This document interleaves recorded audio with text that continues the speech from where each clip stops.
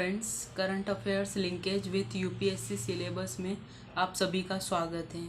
I hope कि आप जो अपनी स्टडी है उसको कंटिन्यू कर रहे हैं और जो ये वीडियोस आ रहे हैं उनको कंटिन्यू देखते हैं। कंटिन्यूटी से आपको फ़ायदा ये होगा कि जो भी न्यूज़ हम यहाँ पे डिस्कस करते हैं उसका जीरो से बेस तैयार होगा और उसको आप अलग अलग जगह पे लिंक करके और अपने आंसर राइटिंग को एक स्टैंडर्ड वे दे पाएंगे।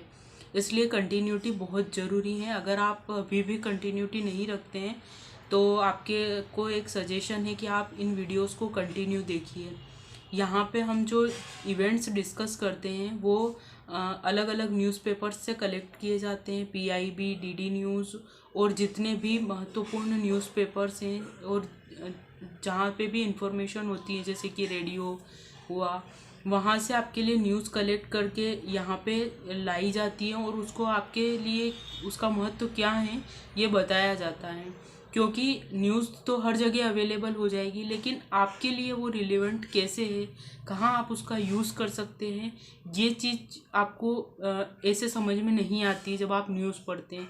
जब आपको कोई गाइड करता है कि इस तरीके से हमको पढ़ना है, इस न्यूज़ का यहाँ इम्पोर्टेंस है, तब आपको उसका वेटेज समझ में आता है। और ये चीज़ें सब तभी हो पाती है जब हम चीज़ों को कंटिन्यूटी से देखते हैं, उनका यूज़ करना सीखते हैं। इसलिए आप इन सभी चीज़ों को कंटिन्यूटी रखिए और यूपीएससी का जो सिलेबस है उसको ये वीडियो देखने से पहले अपने पास रखिए। मैप के बारे में अगर बात होती है तो उसी समय मैपिंग करिए ताकि उसी समय चीज़ें क्लियर हो जाए।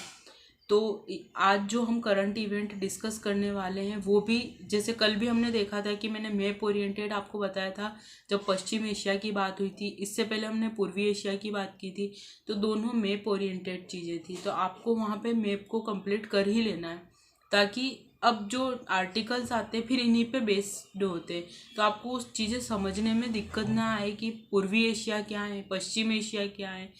अब इसमें बात हो रही इस कंट्री की तो इसका पश्चिम एशिया से क्या रिलेशन है। तो और फिर आपको एंगल समझने में भी दिक्कत नहीं आएगी। जो क्वेश्चन अलग अलग एंगल पे फ्रेम होते हैं, ज़रूरी नहीं है कि पश्चिम एशिया की बात हो गई तो पश्चिम एशिया पूछ के ही आपसे क्वेश्चन पूछा जाएगा। अगर उसमें कुछ कंट्री की बात हो रही है तो क्यों हो गई इस कंट्री की बात, वो भी आपको समझ में आएगी जब आप उसको लोकेट कर लेंगे। तो अगर आपने अभी तक चैनल को सब्सक्राइब नहीं किया है तो चैनल को सब्सक्राइब कर लें ताकि आपको नोटिफिकेशन मिले और आप जैसे ही नोटिफिकेशन मिलता है वीडियो को देख के अपने आप को अपडेट रख सकें। अब सबसे बड़ी बात यह है कि आपने क्या मैपिंग कर ली थी कल की। अगर नहीं की है तो आप सबसे पहले वीडियो को पॉज करके पश्चिम एशिया की मैपिंग कर लो ताकि जो आज जो आर्टिकल्स आए हैं उनको आप इजीली हैंडल कर सकें। चलो अब हम नेक्स्ट आज के आर्टिकल पे बढ़ते हैं क्योंकि आज जो ये आर्टिकल्स हैं उनकी संख्या कम है। आज हम ये देखेंगे क्वेश्चंस के थ्रू जो हमने कल डिस्कस किया है। अभी जो इंटरनेशनली जो सारी चीज़ें चल रही है वो पूरी वर्ल्ड लेवल की चीज़ें चल रही है, तो उन चीज़ों से हमारे मेंस में क्वेश्चन कैसे आते हैं और हम जो यहाँ पे डिस्कस कर रहे हैं क्या उनका एंगल दोनों मैच कर रहे हैं या नहीं, और अगर क्वेश्चन आते हैं तो किस फॉर्म में जनरेट होते हैं। आज हम इस पे फोकस करेंगे आज, क्योंकि करंट इवेंट जो हैं वो एक दो ही हैं। पहले उसके बारे में डिस्कस करते हैं फिर क्वेश्चंस पे आते हैं। सबसे पहला जो करंट इवेंट है वो है भ्रष्टाचार को लेके है। अभी सुप्रीम कोर्ट ने अपना एक डिसीजन दिया है जिसमें कि भ्रष्टाचार को लेके जो अपर लेवल के जो अधिकारी होते हैं उनके भ्रष्ट आचरण के ऊपर एक जो धारा थी उसको पूर्व प्रभाव से लागू किया है। तो जो संयुक्त सचिव और उससे ऊपर के जो अधिकारी थे अब वो ये जो धारा है इससे बाहर आ चुके हैं। इसमें कहा है जो 5 सदस्यीय संविधान पीठ थी उसने फैसला दिया है कि Delhi special police establishment act की धारा 6A(1) शुरू से ही अप्रभावी और शून्य मानी जाएगी, मतलब अब इसका प्रभाव नहीं रहेगा।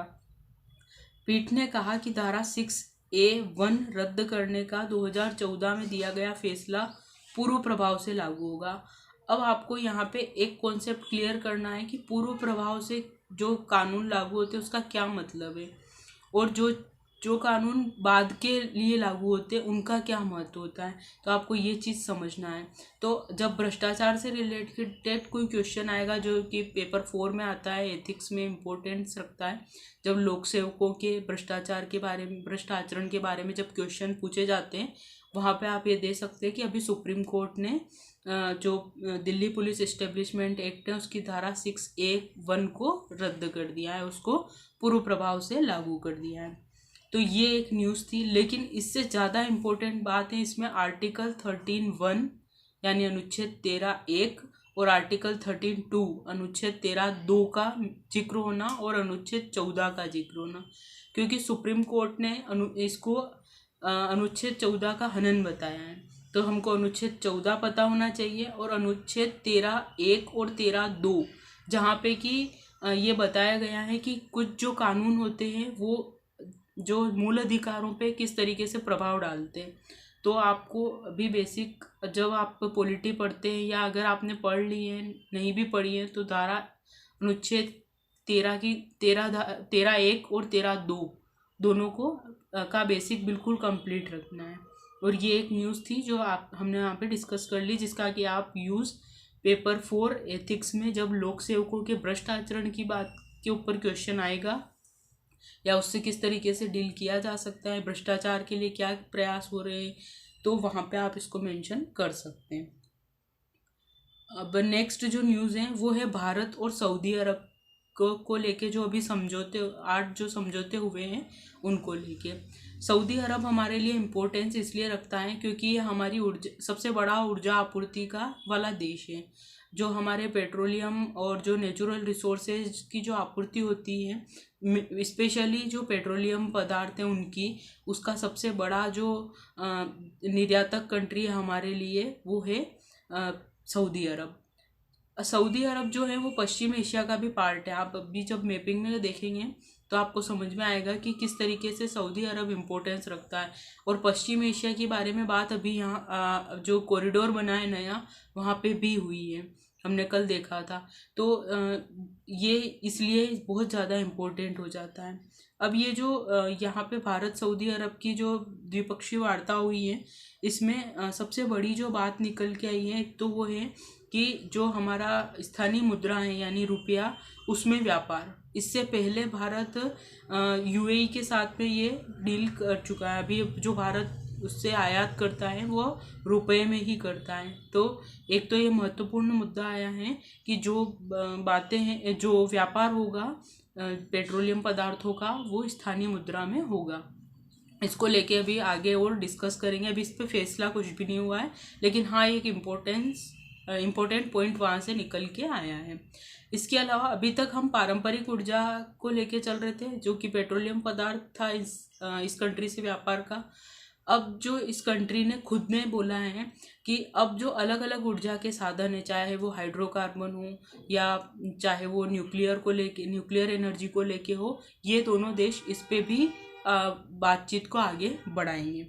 इसमें यहाँ पे कहा गया है, उसके साथ में जो सऊदी अरब है उसने हमारे और उसकी कंट्री में, दोनों कंट्रीज़ में जो साझा निवेश करेंगे उन स्टार्टअप्स को भी सहयोग देने के बारे में बोला है। फिर इसने कहा है कि रिन्यूएबल एनर्जी के लिए भी हम काम करेंगे। और बेसिक चीज़ तो इसकी यही थी, एक तो मुद्रा वाला कॉन्सेप्ट और एक जो पारंपरिक ऊर्जा है उसकी बजाय अभी ऊर्जा आपूर्ति के जितने भी साधन हैं उन सबको लेके डिस्कस करेंगे। और तीसरा पॉइंट जो निकल के आ रहा है वो ये है कि जो ये कॉरिडोर बना है, इस पूरे कॉरिडोर में सऊदी अरब भारत के साथ में मजबूत सहयोगी के रूप में उसका सहयोग करेगा। और आपके लिए एक इम्पोर्टेंट है यहाँ पे, इस देश ये जो खाड़ी प्रदेश है या खाड़ी क्षेत्र में आता है ये, तो इनका एक ग्रुप है खाड़ी देशों का। आपको उसके बारे में डिटेल में तैयारी करनी है, मतलब उसके बारे में पढ़ लेना है ताकि कभी बेसिकली कुछ क्वेश्चन आ जाए तो आप उस पर ध्यान दे सकें। इनके बीच जो 8 समझौते हुए हैं उनके टॉपिक देख लेते हैं। ऊर्जा में नवीनीकरणीय ऊर्जा, डिजिटलीकरण, इलेक्ट्रॉनिक विनिर्माण, भारत के केंद्रीय सतर्कता आयोग और सऊदी के भ्रष्टाचार विरोधी संस्थान के बीच सहयोग, जो कि आप फिर से भ्रष्टाचार वाले टॉपिक में लिख सकते हैं इसको। जब इंटरनेशनल नेशनली मनी लॉन्ड्रिंग वगैरह की बात आएगी वहाँ आप इसको मेंशन कर सकते हैं। लघु और मध्यम उद्यम बैंकों के बीच समझौते, राष्ट्रीय धरोहरों का आदान प्रदान, उसके अलावा भारत खाड़ी सहयोग परिषद, जिसके बारे में मैंने अभी कहा था कि आपको इसके बारे में बेसिक कंप्लीट करना है, तो आप इसका कंप्लीट करना। और मुक्त व्यापार समझौते को लेकर समझौते हुए हैं अभी। तो आप जो ये सऊदी अरब है इसकी मैपिंग करना, ये पश्चिम एशिया में किस जगह लोकेट करता है, इसके आसपास कौन से कंट्री हैं, और अगर कोई सागर लग रहा है तो उसकी बाउंड्री नॉर्थ से लगती है या ईस्ट वेस्ट, कहाँ कहाँ टच करती है इसकी बाउंड्री, इसे आपको ज्योग्राफिकल थोड़ा सा देख लेना है। कल जो हमने कॉरिडोर के बारे में बात की थी, दैनिक जागरण में इसका मैपिंग के थ्रू अच्छा एक वो बताया गया है। तो इसमें बताया गया है कि भारत ने अमेरिका, यूरोप और इन देशों के साथ में जो प्रोजेक्ट शुरू किया है वो चीन के वन बेल्ट वन रोड को काउंटर करने के लिए शुरू किया गया है। फिर इसमें एक मैप दिया गया है जो हमने कल भी डिस्कस किया था कि कैसे ये जोड़ेगा। तो भारत से एक रूट जुड़ेगा, वो सऊदी अरब से रूट जुड़ेगा, जॉर्डन, इजराइल उधर कनेक्ट होगा। फिर एक रूट जो है वो भूमध्य सागर से होते हुए इटली, फ्रांस और जर्मनी। तो ये जो सऊदी अरब, जॉर्डन, यूएई, इजराइल वाला जो पार्ट है वो पश्चिम एशिया है, और उससे आगे जो भूमध्य सागर से हम जब जाएंगे तो इटली, फ्रांस और जर्मनी। ये जो कॉरिडोर है ये दो पार्ट में बटा हुआ है, पूर्वी और उत्तरी कॉरिडोर। पूर्वी कॉरिडोर का हिस्सा है भारत का, फिर जो बेसिक बनेगा यूएई और सऊदी अरब के साथ में, ये इसका भारत का पूर्वी कॉरिडोर हो गया। फिर इधर से उत्तरी कॉरिडोर में शामिल होंगे ये इटली, फ्रांस, जर्मनी, मतलब जॉर्डन, इजराइल, इनसे जोड़ेगा इटली, फ्रांस, जर्मनी, और फिर पूरी एक लिंक बनेगी। तो इसमें मैप के थ्रू अच्छे से समझाया हुआ है, आप इसको देखना।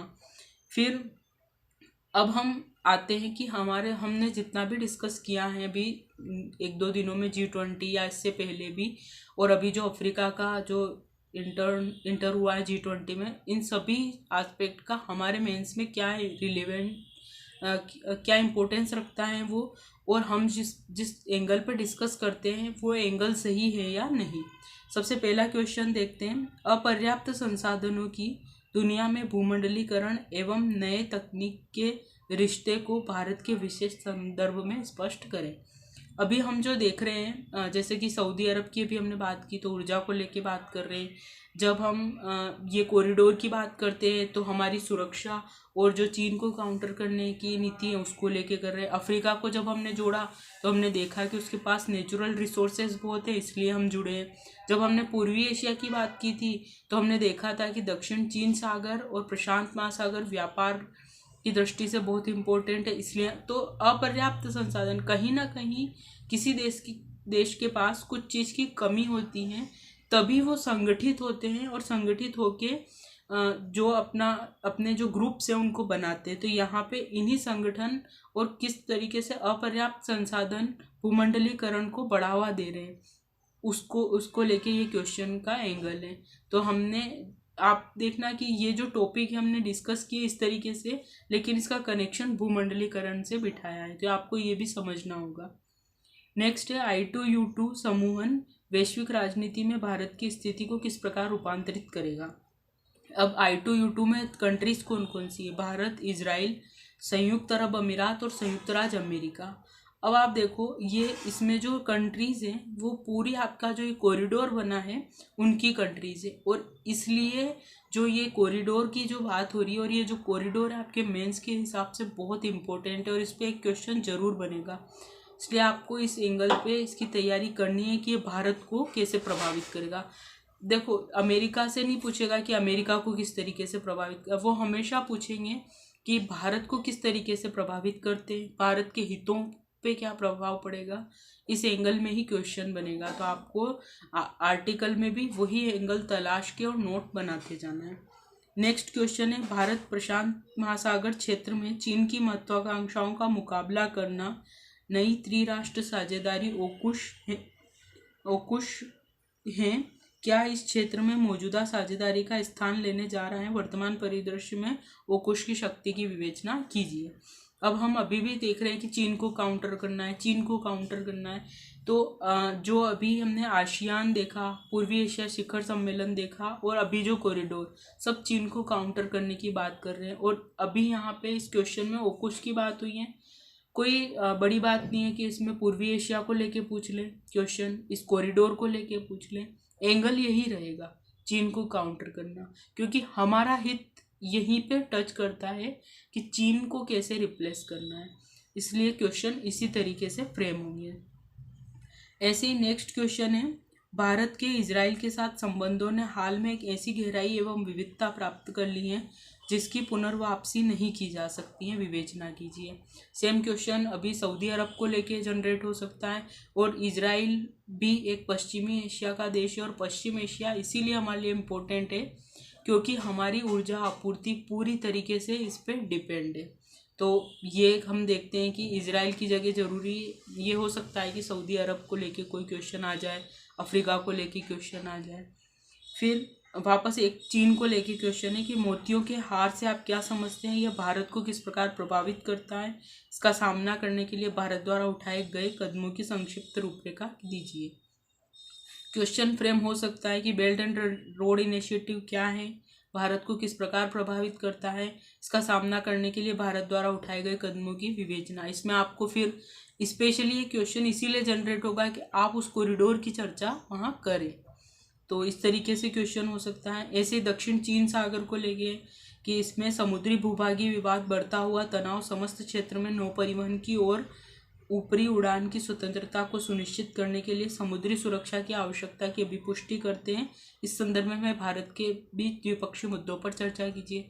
हमने पूर्वी एशिया की जब चर्चा की थी तब इस एंगल को देखा था, तो इस तरीके से भी क्वेश्चन हो सकता है। एक सेपरेट जो अभी अफ्रीका का G20 में हुआ है, इंटर किया है, उसके ऊपर क्वेश्चन कैसे जनरेट हो सकता है। अफ्रीका में भारत की बढ़ती हुई रुचि के सकारात्मक और नकारात्मक पक्ष हैं, समालोचनात्मक परीक्षण कीजिए। अफ्रीका बहुत इम्पोर्टेंट कंट्री है सभी के लिए, स्पेशली हमारे लिए भी, क्योंकि यहाँ पे नेचुरल रिसोर्सेज बहुत ज़्यादा हैं। तो अफ्रीका को लेकर पहले भी क्वेश्चन आए हैं और अभी भी हो सकता है 3 पक्ष पूछने, अफ्रीका, G20 और भारत। तो आपको इस एंगल पे इसकी तैयारी करनी है। ये हमने प्रीवियस ईयर की कुछ क्वेश्चंस देखे हैं कि किस तरीके से क्वेश्चन जनरेट होते हैं। हम जितनी भी बातें करते हैं वो इन्हीं टॉपिक्स, इन्हीं को आधार बना के करते हैं कि एंगल क्या होगा। और आप अभी जो मेंस होने वाली उसमें देखना, हम भी यहाँ पे डिस्कस करेंगे कि हमेशा क्वेश्चन का एंगल यही रहेगा। तो आपको अपनी तैयारी का बेस यही रखना है। ये आज की सारी इम्पोर्टेंट करंट इवेंट्स थी। अच्छे से अपनी जो आंसर राइटिंग है उसको इसी आधार पे तैयार कीजिए, और जितना बेसिक है उसको कॉन्सेप्ट क्लियर करने पे ज़्यादा ध्यान देना है। कल हम वापस नेक्स्ट वीडियो में मिलेंगे अगली करंट इवेंट्स के साथ में। Thank you so much.